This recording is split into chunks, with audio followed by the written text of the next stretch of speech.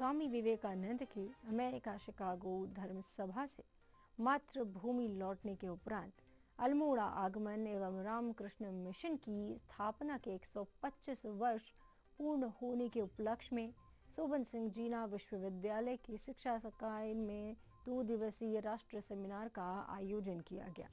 मंगलवार को SSJ विश्वविद्यालय के ऑडिटोरियम में नारी सशक्तिकरण एवं युवाओं के संदर्भ में स्वामी विवेकानंद का वैश्विक संदेश विषय पर 2 दिवसीय राष्ट्रीय सेमिनार शुभारंभ करते हुए कुलपति प्रोफेसर जगत सिंह बिष्ट ने कहा कि स्वामी विवेकानंद ने पूरे विश्व में सनातन संस्कृति की जो अल्प आयु में अलख जगाई वह अस्मरणीय है। साथ ही उन्होंने कहा कि स्वामी जी ने न केवल जन जागृति लाने का काम किया बल्कि पूरे विश्व को हमारी पुरातनी संस्कृति, सर्वधर्म समभाव एवं धार्मिक सहिष्णुता का पाठ पढ़ाया।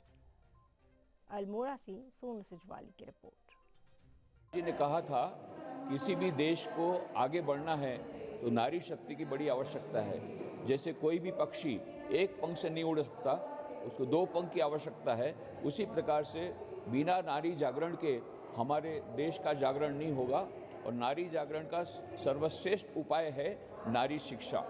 और इसी संदर्भ में नारी सशक्तिकरण जो आज के हमारे इस युग की आवश्यकता है, जिसके बारे में स्वामी विवेकानंद के विचार उन्होंने भारतीय नारी पुस्तक में हमको मिलते हैं, इनको चरितार्थ करने के लिए आज का यह नेशनल सेमिनार रखा गया है। और अवसर यही है कि स्वामी विवेकानंद जी जब अमेरिका में शिकागो धर्म सभा में उन्होंने अपना भाषण दिया, वह अत्यंत ओजस्वी भाषण था और उस भाषण के बाद उनको 3 साल तक वहाँ पर विदेश में रहना पड़ा वेदांत के प्रचार के लिए। और वे जब वापस लौटे भारत पर तब उनका अद्भुत स्वागत हुआ। सबसे पहले वे कोलंबो आए और कोलंबो से लेते हुए वहाँ से मद्रास, कलकत्ता होते हुए अंतिम पहुँचे वे अल्मोड़ा।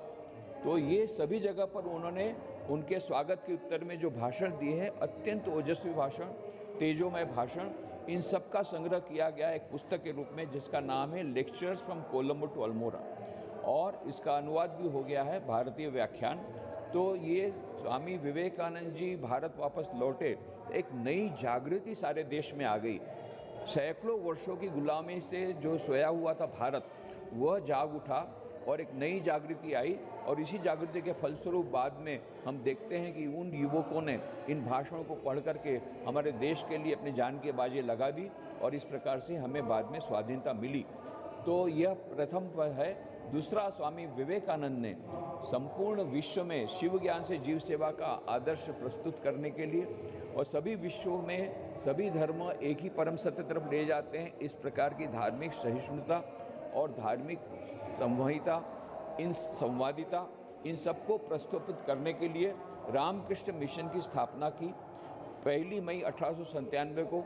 उसको भी 125 वर्ष हुए हैं। इस उपलक्ष्य में रामकृष्ण मठ कुटीर अल्मोड़ा के द्वारा ये विभिन्न कार्यक्रम किए जा रहे हैं। सभी यूनिवर्सिटी में, कई यूनिवर्सिटीज़ में, कई स्कूल कॉलेजों में परसों जैसे कि जीबी पंत एग्रीकल्चर यूनिवर्सिटी में कार्यक्रम थे और भी कई शैक्षणिक संस्थाओं में कार्यक्रम होंगे। ये सभी का उद्देश्य एक ही है कि हमारे युवा जनों को स्वामी विवेकानंद के संदेश से अवगत कराना और हमारे देश की नारियों को स्वामी विवेकानंद के संदेश से अवगत कराना, ताकि वे आदर्श नारी बन सकें और आदर्श युवा बन सकें। और स्वामी विवेकानंद का स्वप्न था चरित्र निर्माण के द्वारा राष्ट्र निर्माण और राष्ट्र निर्माण के द्वारा विश्व निर्माण। यह स्वप्न उनका सिद्ध हो सके, इनके लिए हम लोग ये सब प्रयत्न कर रहे हैं। आज हमारे यहाँ ये 23 और 24 को एक राष्ट्रीय संगोष्ठी का आयोजन किया जा रहा है, जिसमें महिला सशक्तिकरण और युवाओं के लिए जो विवेकानंद जी का था वह वैश्विक संदेश के बारे में इसको मेन रूप से फोकस किया गया है। और जहाँ तक मैं सोचती हूँ कि ये दोनों विषय, इन दोनों विषयों पर जो हमारे विद्वत समाज है उनके बीच में चर्चा होना बहुत आवश्यक है। क्योंकि मुझे लगता है कि जब विवेकानंद जी थे तो उन्होंने उस समय से ही, क्योंकि उन्होंने देखा कि जो महिलाएं हैं उनके अंतर जो अंतर्निहित शक्ति है वो बहुत ज़्यादा है। बस बात है कि केवल अपने आप को समझने की, अपने आप को परखने की और अपने अंदर जो उनकी शक्ति है उस शक्ति के आधार पर आत्मनिर्भर बनने की।